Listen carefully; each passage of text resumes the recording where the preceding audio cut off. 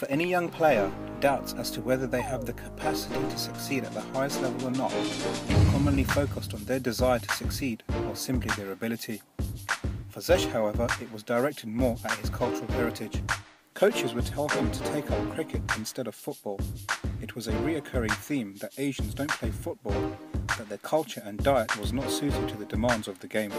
To combat this, Zesh established his own charitable organisation, the Zesh Rehman Foundation, which is now working hard to help change perceptions and myths surrounding British Asians in football by providing more opportunities in disadvantaged communities, combating culture and religious barriers.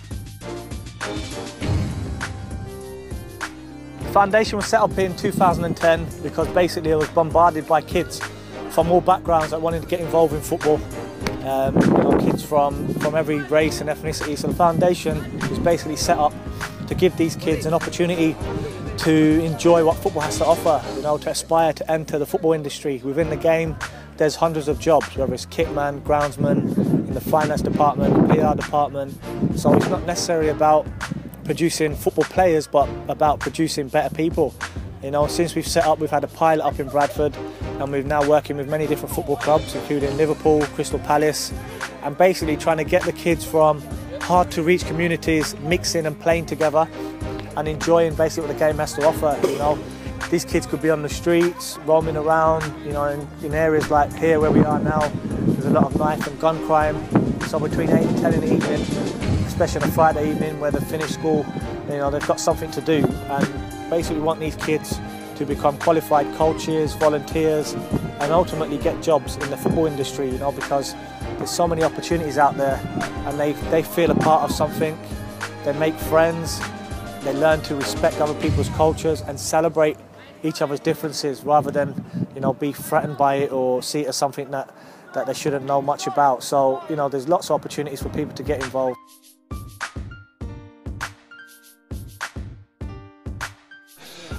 He is obviously the first Asian footballer to have ever been around the Premier League. Therefore, in terms of his kudos and credibility with a huge amount of young people, there's no one to touch him.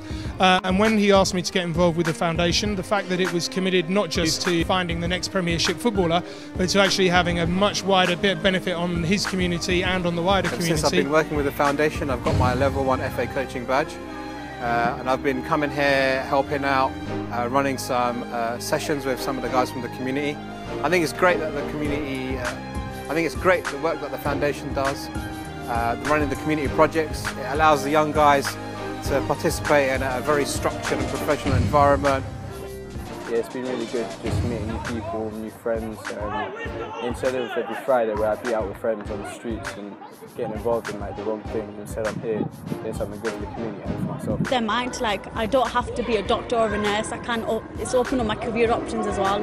It just made a lot of difference to the type of person I am as well. He's like a role model to me, because seeing him play at Fulham, seeing him play against the likes of Drogba, Henry, players like that, is players that you look up to, and being a football fanatic myself is just giving me hope that you should never give up and you should always keep on trying. No matter what boundaries there are, you should just break through.